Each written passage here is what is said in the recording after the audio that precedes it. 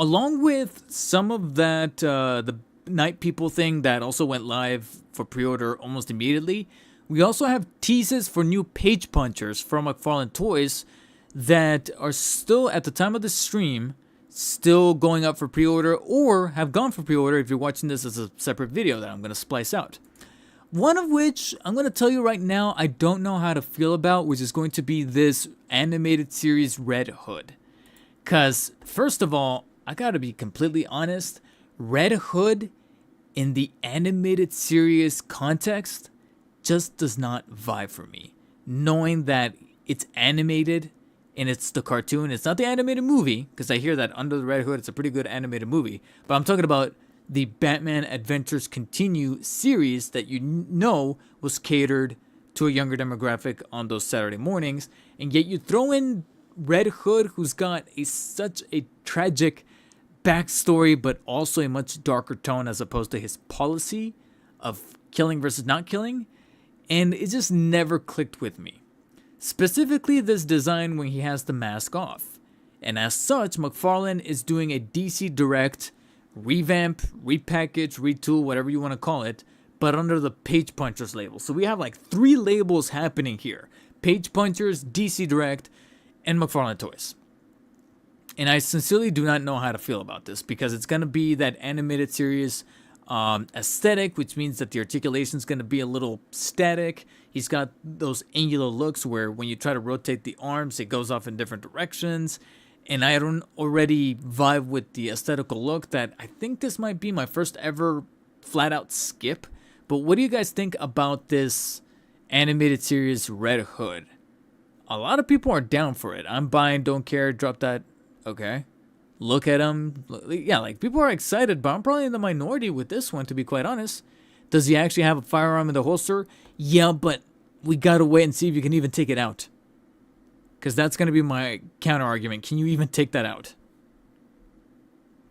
Because my money almost wants to say that it won't. Now, even though I may be passing on the Red Hood because I'm immensely indifferent, also going up for pre-order that same morning, Friday, November 8th, or already available for pre-order, is going to be the curiously put together and kind of neat, but also kind of not, but also kind of strange and novel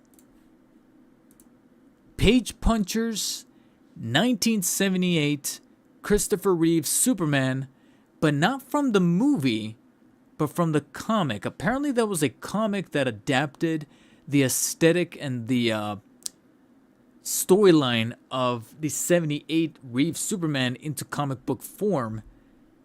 And they're making a page puncher out of that.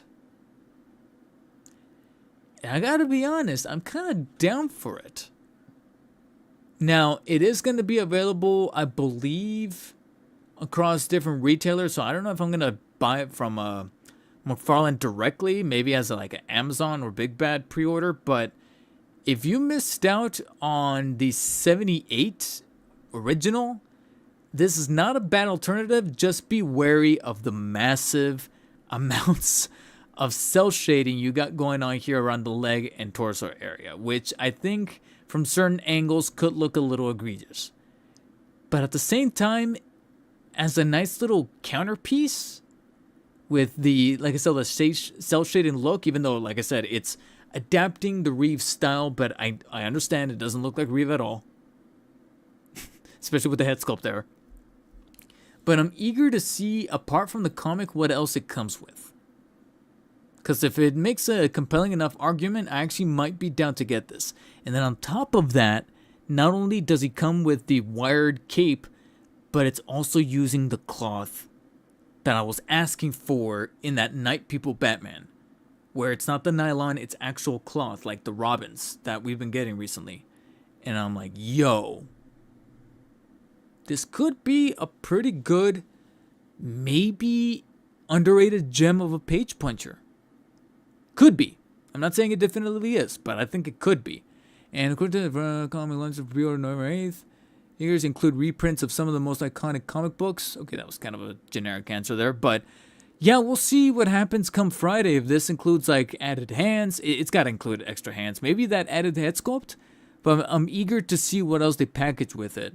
And if it's a good enough, compelling argument for me to pre-order, I might just do it. I just don't know if I'll do it with McFarlane Toys, but probably with like Amazon and such.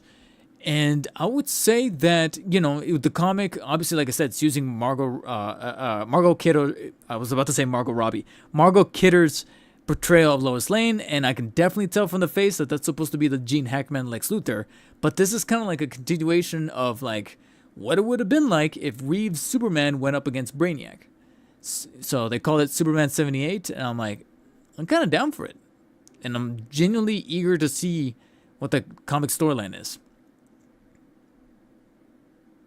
Yeah, so the cel shading is probably the only thing that's a little off-putting, but in terms of aesthetics, it's not bad.